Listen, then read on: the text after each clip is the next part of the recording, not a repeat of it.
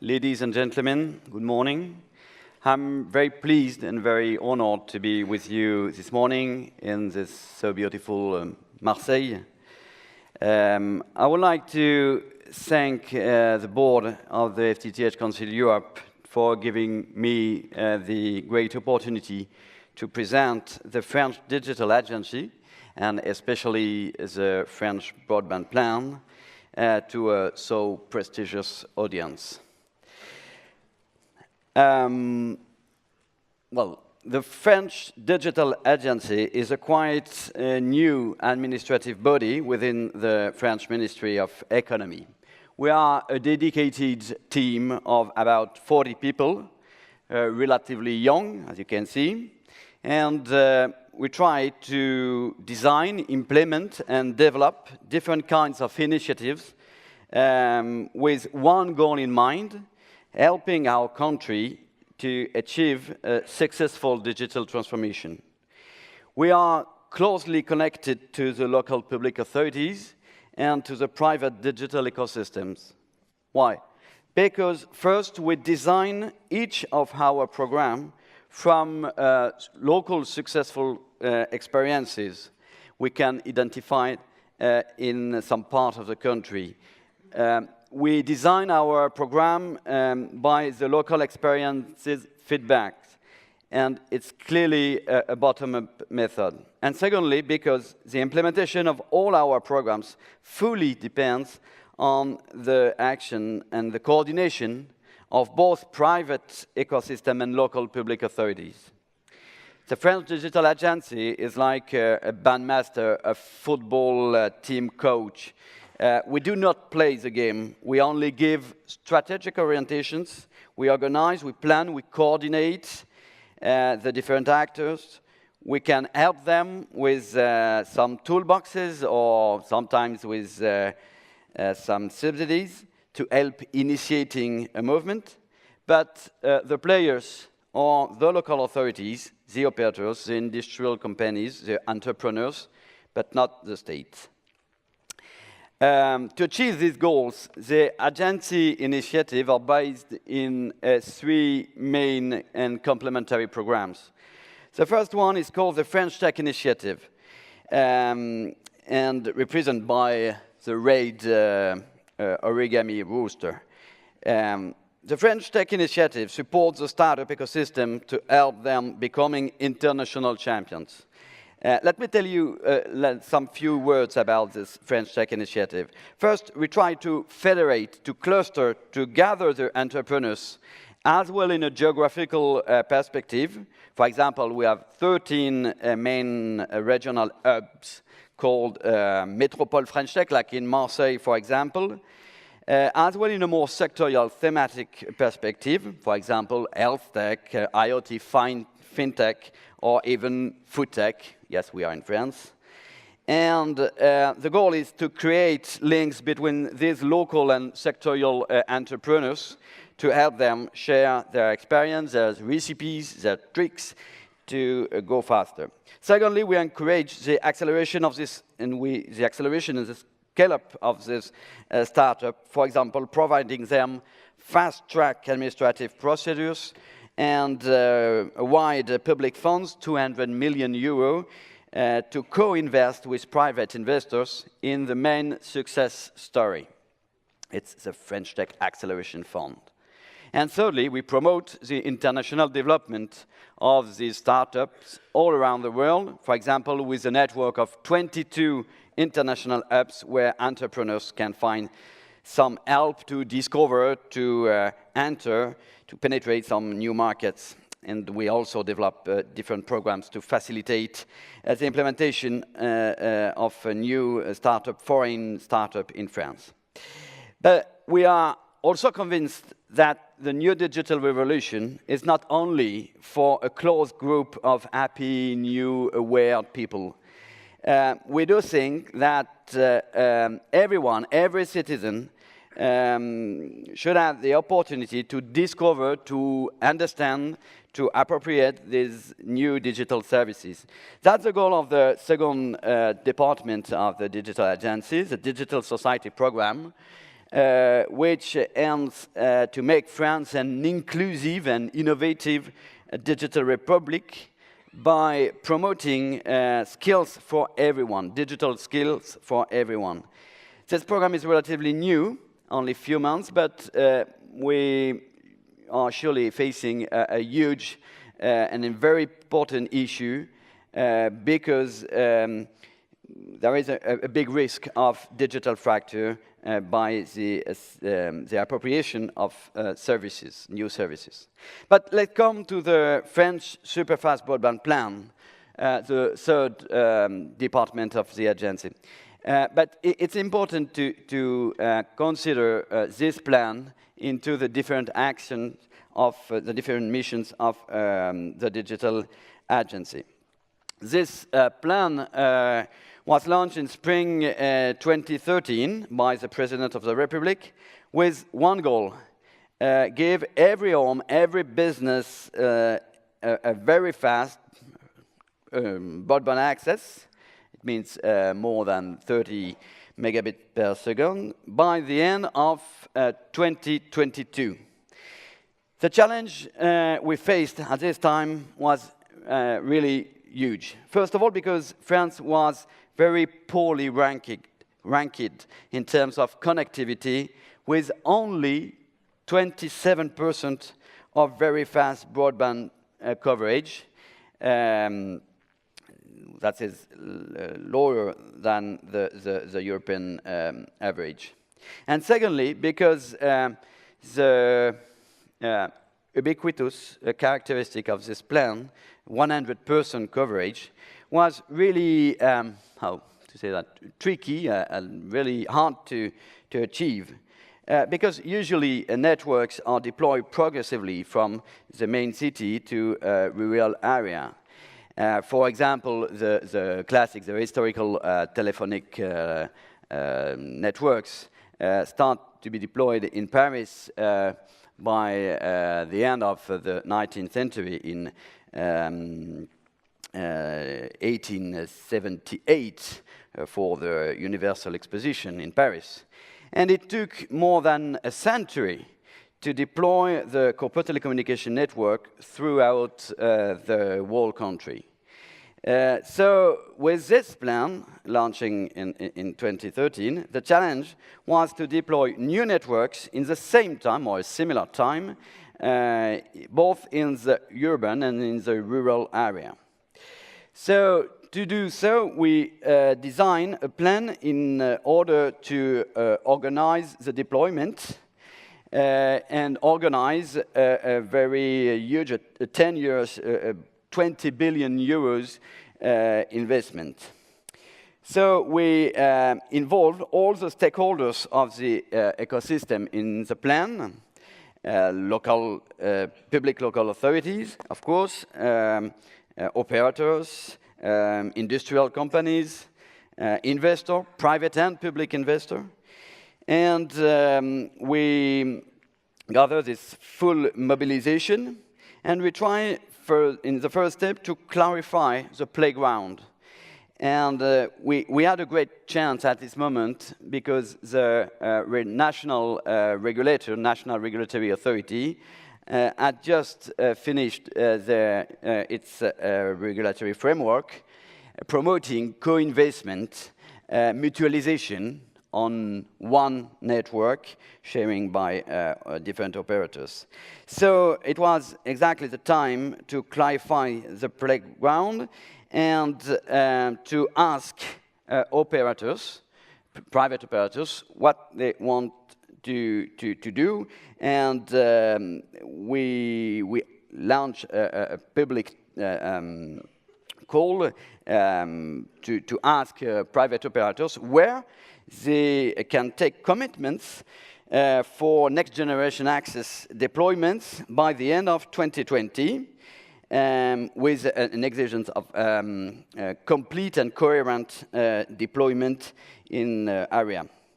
And the result of this consultation was that two main operators, the incumbent Orange and also SFR, the main challenger, responded that they can take commitments in 3,600 municipalities. It means it's the most 300 main urban areas with FTTH technology by the end of 2020.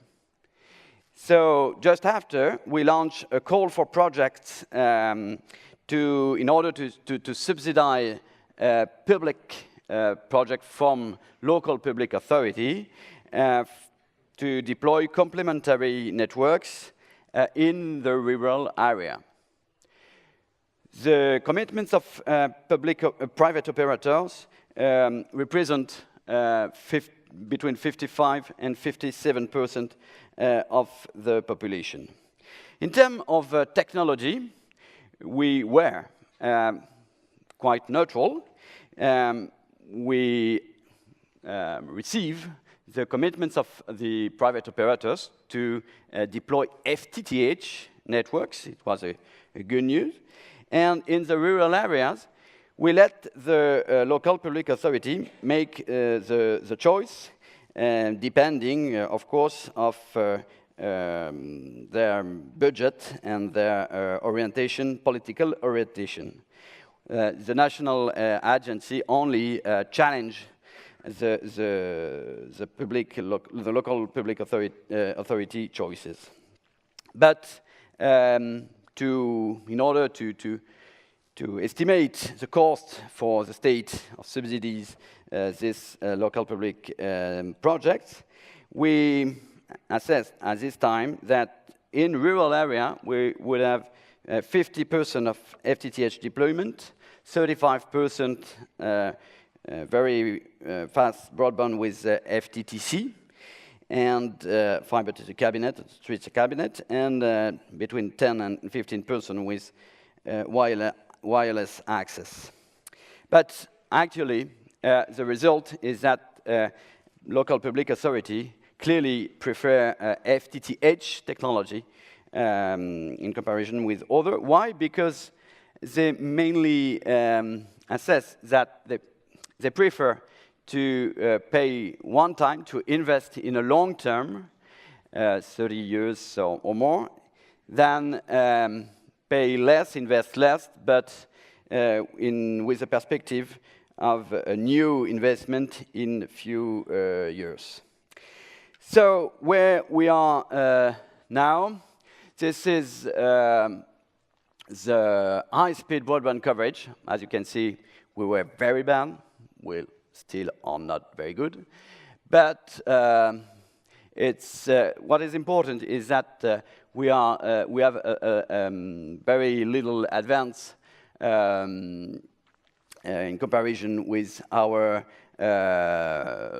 initial forecast, which is the line above. In terms of FTTH marketable premises, as you can see, the dynamic is clearly on the commercial area, where the private operators took commitments. But the work we have made these 3 years with all the local authorities will produce effective consequences and a progression in increase in terms of FTTH marketable premises in rural areas progressively. For the national footprint, we have this is the increase of FTTH marketable premises. So as you can see, in 2014, we have only 1 million FTTH premises connected. And this year, in 2016, and last year, in 2016, we doubled this twice than in 2014, with 2 million premises marketable. And as you can see, the increase in the future will be supported essentially by non-commercial areas, because the problem is that when you prepare a public project, you need several months and even several years between the moment you take the decision to invest in FTTH or in a very fast network and the delivery of the first premises. But with all the projects we have already accepted and financed, we are sure that in the next few years, and especially in the 5 new years, next years, we will have an important increase of the deployment of FTTH premises in rural areas. Okay, I'm very late, so I'm going to go quickly. Well, there is, to my point of view, 4 main keys points in the French broadband plan. First is that we have a very close public-private partnership with the operators and with the ASP. The plan was designed with the operators, and it's not a count plan. So we had to clarify and to define very precisely the frontier between the commercial and the non-commercial areas with contract between operators, state, and local public authority. Of course, all these commitments are based on soft law of soft power because actually we do not have contracts with penalty if the operators do not respect their commitments. But for the moment it works, and we are monitoring very precisely the ongoing deployment. So, but we have just one point in mind, is how we can protect public initiative area and public projects from cherry-picking deployments from private operators. For the moment, there is no case of this risk, but for us, it's a preoccupation, it's an issue that important for us. The second key point is we made a public-private partnership with industrial and investors, because when you have a big plan with many local public authorities, you have to define architectural and technical standardization to lower the cost and lower the cost of construction and maintenance and the quality of maintenance in the time. We have to give a previsibility on the rhythm of deployments to the industry to adapt the capacity and the investment to prevent the sold-out risk. And of course, we have to plan the management of job and skill forecast in terms of manpower to deploy all this infrastructure. Third key point is that we have a close coordination with the national regulatory authority. This is a strong point, that we have a regulatory framework very, very stabilized, and this is important for to give incentive for private and public investment. Because the regulator organizes a structural mutualization with the co-investment that involve all the operators in the plan, like Orange or SFR, when they build the networks as a leader, but also for Bouygues Telecom or Free, for example, the challengers, who can co-invest in these new networks. And of course, we had a pro-investment competitive regulation, an equilibrium between incentives of investment and protecting from barriers to entry. And fourth, we have a transparent monitoring, because this plan is a marathon. It's a very long-run plan, so we have to inform the population, to inform the public authority where we are and how the plan is working with a large transparency. So we have online a website with all the deployment not each month, but I think it's 3 months. Well, my conclusion, I think that the The plan is clearly FTTH oriented, not exclusively focused, but clearly FTTH oriented, because we only subsidize fiber, who can, well, fiber when it is FTTH, no problem. When it's fiber for FTTC, we want to be sure that this investment could mainly be reinvested for FTTH reuse for FTTH future networks. I think that FTTH is not only a question of speed. I really don't like very fast broadband plan, because it's not only a question of speed. Because I really think, and we see it each day more, that FTTH is more a question of quality, stability, and reliability, which is absolutely strategic for new public services like e-health, working from home, or maintaining seniors at home. And that's why the French plan want to be ubiquitous. It's because this infrastructure only supports for new public services, and if we exclude some part of the population from this infrastructure, we will exclude them from part of these new public services. And at last but not least, we do think that FTTH can guarantee a pro-competitive framework, and competition is the condition for innovation and disruptive new services. And with an FTTH regulatory framework, very pro-competitive, very open, we are sure to promote innovation and new services. I'm not sure it is always the case with fiber to the cabinet or other networks not so open and not so open to innovation. So that's why we have a clear plan oriented, FTTH oriented.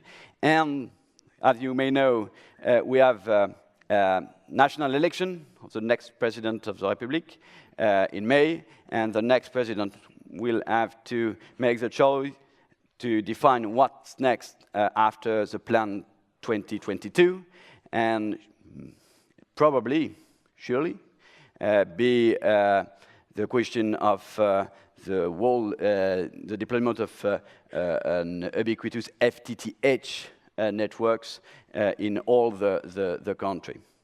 Thank you for your attention, and sorry for being late.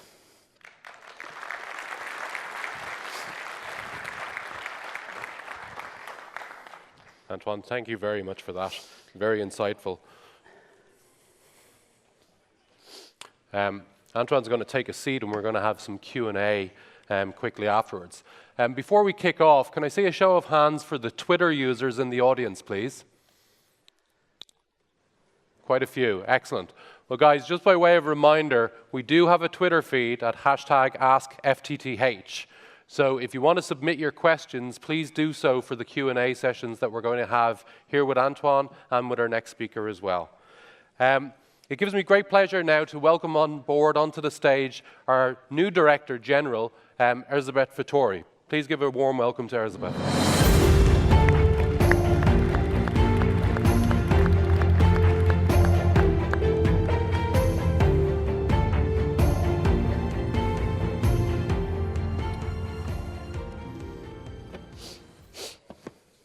Thank you very much, Ronan, and thank you very much, Antoine, for the really interesting overview of the French model in particular. You have mentioned that there are regulatory changes, and indeed there is a major review of European legislation. As part of that, there is also a proposal to strengthen the role of national regulatory authorities and their cooperation. I wonder whether you have any additional ideas how cooperation on the promotion of very high capacity networks could be strengthened. Is there anything else that authorities could do beyond national regulatory authorities? Well, it's clear that we face a very complicated and risky challenge, or many challenges. So we need, and we face a very moving environment in terms of technology framework. And we really have to be fine connected with the environment, with the ecosystem. And from my point of view, I can regret that we were national focused, only on France, and we share just a little bit with other national digital agency or similar organizations. And I think it could be a good idea to think about how the different administrative body in charge of digital innovation, digital transformation, deployment of new infrastructure could have a structure, for example, like the BEREC in terms of regulatory frameworks. I think it's important to share information, to exchange experiences, to lower the risk of implementation of these huge challenges. Thank you, Antoine. Quick question for you with regard to the new targets that are being put forward, particularly as part of the aspirations for gigabit society within Europe. The new targets that have been set down of gigabit connectivity to all socioeconomic drivers and 100 megabits connectivity to everybody. How realistic is that for France, given the initiatives that you guys have underway at the moment? Well, the main issue is it realistic for rural areas? But as I just mentioned, the issue is not only a question of networks, but it's a question of what are the new services will go on these networks. And if you think about working at home, about health, about education, you can imagine new services which need a very, very high level of quality, of reliability, not only speed. And clearly, France had made the choice to take the risk to be in advance, which represents a cost, because we absolutely do not want to be late in terms of infrastructure facing these new services. So I think it's not a question of technical possibilities. Of course, it's realistic. We can deploy FTTH networks everywhere. But the question is what choice politicals want to make facing this challenge. Well, France had made this choice, the risk to be in advance, the risk to go too fast. And it's not an evidence. Last week or last month, the Supreme Court, which is controlling public subsidies, la Cour des Comptes, told us, you go too fast, you go too far, you better made a mix of different technologies and less FTTH networks deployment in the rural area. But I think it's really a political choice. Okay. Do we want to take the risk to be late for the new services that we even do not know today? Okay. Maybe we have time for one quick question from the Twitter feed. Elisabeth, do you want to grab one of the first ones there? Yes, I think that there is a very quick one indeed. What about for the digital agency to leave Paris for a more rural area and use digital technologies to work differently than today? Of course. Yeah, great. And I don't know if the mayor of Marseille is still here, but maybe he could make a suggestion. Well, actually, it's not very easy for us, but we can think about it. Okay. Very good. Especially in the south of France. It's sunny and... Excellent. Well, ladies and gentlemen, please give a warm round of applause for Antoine. His insights have been very valuable. Thank you.